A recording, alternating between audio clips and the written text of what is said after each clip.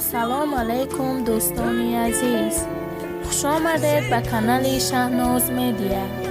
امروز دوستان میخواهیم باز درباره چرا فیلم ها نمیبرایند به شما معلومات دهیم.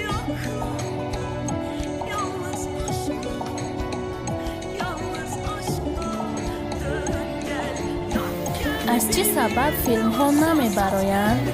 دوستان، در تاجیکستان عین زمان دیسک خالی نیست. ما فیلم ها را تا در دیسک ها پهن نکنیم اجازت در یوتیوب پرتافتن را نداریم و ناامید نشوید. در عین حال ممکن هفته آینده فیلم ها را به شما پیشنهاد نماییم.